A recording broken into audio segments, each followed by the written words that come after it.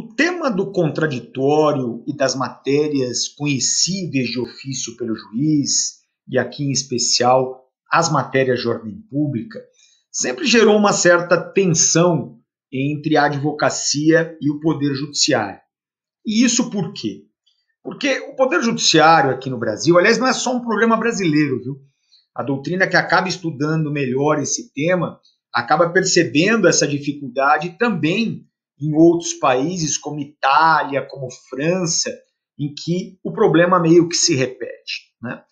E qual é o problema? O problema é que o Poder Judiciário, como um todo, é claro, sempre haverá as exceções, ele acaba assumindo que decidir uma matéria de ofício, permitido pela lei, tudo bem, a lei permite, não tem problema nenhum, mas decidir valendo-se de uma matéria que eu não preciso ser provocado para decidir, me dispensa, como juiz, da oitiva prévia das partes.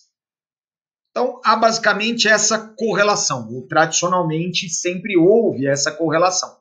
Decidir de ofício é decidir uma matéria que nunca ninguém se manifestou sobre ela, é decidir uma matéria que só aparece no processo justamente como conteúdo de uma decisão, sem a necessidade, portanto, prévia de comunicação e abertura de eventual reações de autor e réu. A doutrina, ela historicamente se posiciona de forma contrária a esse entendimento, apontando que, basicamente, uma coisa é uma coisa, outra coisa é outra coisa, né? Porque a doutrina vai dizer, fundamentalmente, o seguinte: se o contraditório ele tem como inspiração a vedação a uma decisão surpresa, é um pouco mais do que óbvio que, nessa hipótese, o contraditório não foi respeitado. Afinal, quando o juízo se vale de uma fundamentação que nunca antes foi levantada no processo, ele, obviamente, inexoravelmente, vai surpreender a todo mundo. É uma surpresa generalizada. É claro que aí, muito provavelmente, será uma surpresa boa para uma das partes e uma surpresa ruim para outra. Mas, de qualquer maneira, surpresa não vai faltar. E a doutrina dizia, olha, para você evitar esse vício, o que você deve fazer, juiz? Você deve levar a matéria ao processo, intimar as partes, permitir que as partes falem sobre esta matéria e aí decidir. Essa sempre foi a reivindicação doutrinária, partindo da premissa de que, se o juiz levou a matéria ao processo, significa dizer que ninguém o provocou a decidir sobre aquilo. Foi ele que levou. Então, se ele leva ao processo uma determinada matéria, uma determinada questão, uma determinada fundamentação, um determinado vício processual, perceba, no momento em que ele decidir sobre aquilo que ele próprio levou, a decisão é de ofício. Porque para uma decisão ser de ofício, eu preciso do quê? De que ela não tenha sido objeto de provocação. É isso. Então é aquela história, se eu, parte, levo a matéria para o processo e provoco o juiz, aí o juiz decide. Agora, quando é o próprio juiz que levou a matéria ao processo, ainda que ele ouça anteriormente as partes, naturalmente a decisão dele continua sendo uma decisão de ofício. Né? E aí, nessa tensão, uma tensão reconhecida, né? Tensão posta, vem o CPC,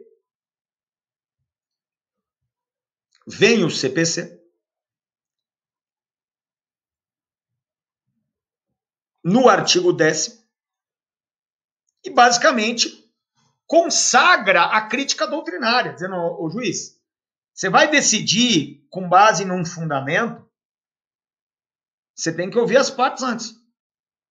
Você tem que dar a oportunidade às partes de se manifestar. Ainda que isso verse sobre matéria sobre a qual você deva decidir de ofício. A circunstância desta matéria ser conhecível de ofício não afasta o seu dever jurisdicional de cumprir o contraditório. E aí, insisto, o cumprimento do contraditório, nesse caso, ele estaria, na verdade, na intimação de autor e réu, para que autor e réu tivessem a oportunidade de se manifestar sobre a matéria antes da decisão ser proferida.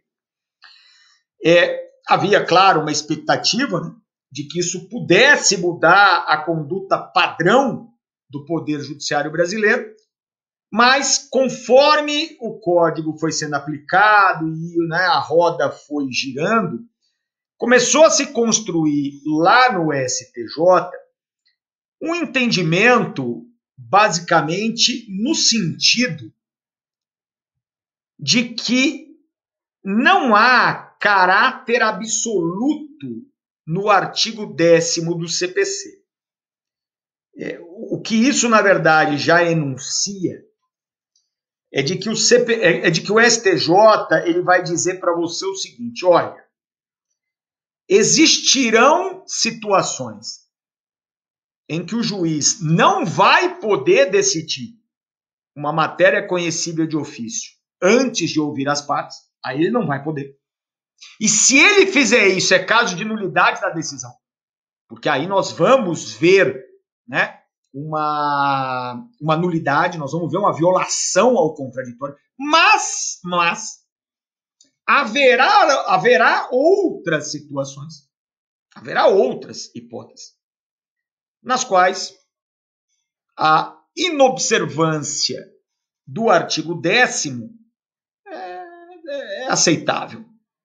Não gera nenhum tipo de vício formal, não se compreende como violação ao princípio do contraditório estabelecido expressamente no artigo 10º. E é interessante, né, que aí você vai analisar os julgamentos do STJ, e aí eu trago esse aqui, que é um julgamento da segunda turma, né, que ele, na verdade, aqui parte de uma premissa que me parece correta, mas que no caso concreto não vem sendo adequadamente utilizado.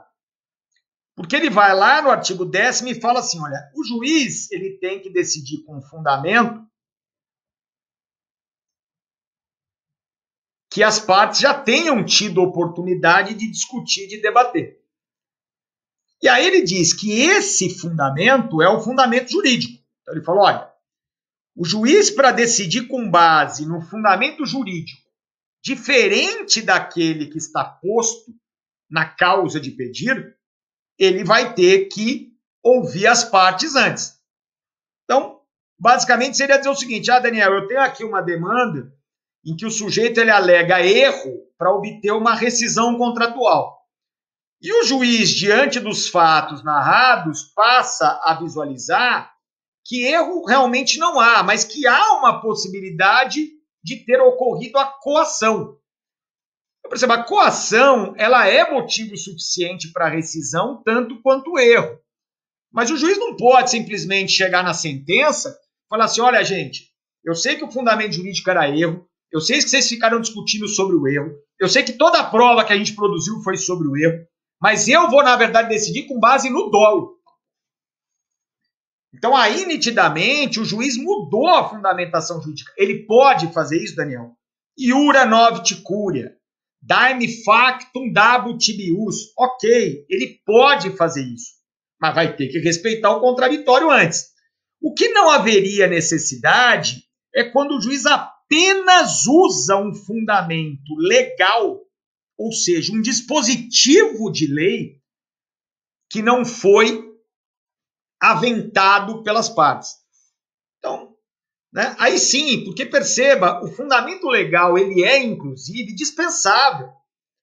Você pode elaborar uma petição inicial perfeita sem indicar um artigo de lei sequer. Então, o juiz usar um artigo de lei que não tenha sido previamente debatido não muda nada. Então, Daniel, a gente estava discutindo a desconsideração da personalidade jurídica. E aí, né, fraude, desvios, estava discutindo isso. Mas ninguém ali, né, antes, falou do artigo 50 do Código Civil. Ninguém mencionou esse artigo 50 do Código Civil. Aí o juiz vai lá e decide e fundamenta com o artigo 50. Eu realmente não vejo vício nenhum nisso. O problema, obviamente, é quando você, na verdade, leva um fundamento legal que ninguém tinha discutido, que acarreta a aplicação de um fundamento jurídico que também ninguém tinha discutido. E é exatamente isso que vem fazendo o STJ. Esse julgamento do STJ, que eu trouxe aqui, ele, na verdade, vai ter como referência, o objeto dele é uma posição hoje que está sendo muito consagrada, está consagrada no STJ, no sentido de que o tribunal ele pode inadmitir o seu recurso por vícios formais não discutidos anteriormente. Então, o recorrente não falou nada, o recorrido também não falou nada, mas o tribunal viu lá um vício de admissibilidade, ele pode decidir com base nesse vício e não precisa ouvir ninguém antes a respeito dessa matéria, porque o juízo de admissibilidade é de ofício e, nesse caso, eles dispensam o artigo 10. Quando você vai ler o julgamento, você começa a ficar preocupado, por quê? Porque você começa a perceber que há nos fundamentos, quem sabe aqui, uma diretriz para você começar a tentar descobrir quando que o STJ vai achar que está legal não cumprir o artigo 10º. Eu acho que essa que é a grande missão que a gente tem com base nos precedentes. Quer dizer, a nossa grande missão é o quê? É ir atrás da ratio decidente e, por vezes, até do obter dicta, dos fundamentos que estão lá e tentar ver, olha, isso aqui ele usou para resolver esse caso concreto, que é o juízo de admissibilidade recursal, mas ele me deu uma dica aqui de que isso pode ser usado em outras passagens. E aí eu selecionei esta parte do julgamento, né, que eu achei bastante curiosa, né, porque para mim ela basicamente matou o artigo 10º, né, assim, de uma forma gentil, carinhosa, quem sabe até, ela simplesmente matou o artigo 10º. Porque ela diz o seguinte: olha, não tem como dizer que a decisão é surpresa, porque mesmo sendo uma questão nova, não aventada pelas partes, ela diz respeito a algo que está previsto em lei e que é reiteradamente proclamado por este tribunal. E aí, nesse caso, não dá para dizer que elas eram desconhecidas da parte. Olha a doideira. O que o STJ basicamente disse é que o conhecimento abstrato daquelas matérias já é o suficiente. Olha, você não sabe que tem a súmula 7? É óbvio que eu sei. Eu só não sabia que ela ia ser aplicada no meu caso. Quer dizer, a decisão ela é tão absurda, que ela basicamente diz, olha, se está na lei, você tem que esperar pela decisão. Não, mas a questão não é estar na lei ou não. A questão não é a matéria ser ou não constantemente proclamada pelo tribunal. A questão, obviamente, é ela não ter sido discutida concretamente naquele processo específico. Então é duro, viu? Porque quando você lê um negócio desse, é ainda pior do que a conclusão, porque a conclusão vai falar só do juízo de admissibilidade, mas dá um frio na espinha de que isso possa ser usado para realmente matar de vez o artigo 10º. E tem mais, hein? Puxa, lá vem ele. Olha essa decisão. Agora, uma decisão que, na verdade, versa sobre outro tema, que usa, né, a jurisprudência já consolidada da inadmissibilidade recursal sem necessidade do artigo 10º para dizer, olha, o artigo 10º não é absoluto, inclusive já há uma hipótese que a gente não está aplicando, e essa é uma segunda hipótese em que também não deve aplicar, que é o reconhecimento da incompetência absoluta. Tá bom. Por que será que o STJ, de todos os vícios formais possíveis, destacou logo esse, que é a incompetência absoluta, para dizer que o tribunal pode conhecer sem se preocupar em cumprir o artigo 10º? Olha só. Ele começa aqui na afirmação de que deve haver uma compatibilidade do contraditório com os demais princípios processuais. O que, na verdade, não se pode negar, claro. Os princípios eles devem ser todos analisados em conjunto. E aí, até curioso, né? Porque eu vou criticar o julgamento, mas ele me cita numa parte do julgamento, quando ele fala da economia processual macroscópica. Então ele diz, olha, a economia macroscópica é você fazer menos e gerar mais. É você ter menos atividade judicial e mais resultado. É isso mesmo. Aí ele cita essa parte lá do meu manual. Fico feliz, né, de ser citado pelo STJ, tá, mas o julgado aqui não vai dar para passar, vou ter que criticar. Porque é óbvio que essa economia, com, né, menos atividade e mais resultado, ela tem que ser sob o crivo do contraditório. É evidente que não há possibilidade aqui de se valer de economia, de razoável duração do processo, para limar o contraditório. Na verdade, a duração razoável do processo é aquela que eu consigo ter desde que observado o contraditório. Me parece algo bem razoável. Parece não estar sendo esse o entendimento do STJ. Aí ele vem aqui e me dá mais uma pista. Ele fala assim, eu não preciso aplicar o artigo 10º, porque o Brasil, o sistema brasileiro, ele diz que eu não preciso praticar atos para a realização de diligências desnecessárias. O que significaria isso, Daniel? É basicamente dizer o seguinte, olha, como eu já estou plenamente convencido, não tem nada que você possa me falar que vai me convencer do contrário. É por isso que eu não vou te ouvir. Perceba, se eu levar a sério esse fundamento, de novo, morreu o artigo 10º. Morreu o artigo 10º a partir do momento que eu já dizer, não, eu estava tão convencido que seria inútil eu te ouvir para depois decidir. Perda de tempo absoluta, de energia. Aí é partir da premissa de que o juiz não pode errar, de que toda a impressão inicial do juiz está certa. É quebrar o sistema totalmente. Né? Então, perigoso, hein, Daniel? Perigoso é pouco. Mas vamos continuar, o julgamento ainda me dá alguns elementos legais aí para a gente comentar. Olha só. Ele vai me dizer o seguinte, por que eu não aplico especificamente na incompetência absoluta? Porque esse vício ele é tão grave, que além de pronunciado de ofício, é hipótese de ação rescisória. Mutate mutantes, se eu pegar essa, que é uma fundamentação determinante do julgado, eu posso criar uma regra. Não que eu vá gostar dessa regra que eu estou criando, tá? Mas eu posso criar uma regra. Qual é a regra, Daniel?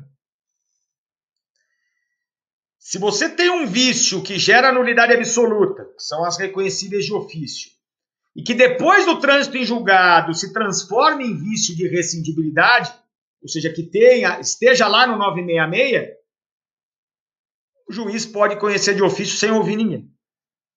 É isso. É isso o que a ratio decidente aqui, esse fundamento determinante está me mostrando. Então já posso criar essa regra. Tragédia, mas posso criar essa regra do julgamento. E por fim, o que para mim aí é a desgraça total, mais uma regra, que ele diz, olha, essa declaração de incompetência não implica prejuízos ao requerente. Por quê? Porque a decisão não se manifesta quanto ao mérito da controvérsia. Então agora, só é possível aplicar contraditório para a decisão que versa sobre o mérito. Porque se a decisão, apesar de violar o contraditório, decidir uma questão incidental, ela já não pode também exigir a aplicação do artigo 10º. Ou seja, se eu levo a sério o que está escrito aí, eu vou criar uma regra de que o artigo 10º só deve ser exigido para as decisões de mérito. Para a decisão de questões incidentais, como é a incompetência absoluta, ele estaria dispensado. Tá? O que eu quis, na verdade, mostrar para você, com essa análise desses dois julgados, que citam vários outros, se você entrar nesses dois julgados, você vai ter vários outros, se quiser analisar, mas eles vão se repetindo, na verdade. É mostrar que hoje está ruim. Eu já tenho duas hipóteses em que o artigo 10º não é aplicado e o STJ acha que está tudo bem. Mas quando você analisa os fundamentos desses precedentes do STJ, você percebe que pode ficar ainda muito pior, né? Bom, eu vou dar uma indicação bibliográfica, não vou fazer isso sempre, mas eu vou te dar uma indicação bibliográfica, se você quiser aprofundar o tema do contraditório e da vedação da decisão surpresa, que é um livro que chama exatamente Contraditório e o Princípio da Vedação à Decisão Surpresa, é do Camilo Zuffelato. Camilo Zuffelato é professor titular da Faculdade de Direito da USP de Ribeirão Preto, e esse livro é a sua tese de doutoramento. Então, vale a pena para quem quiser se aprofundar no tema.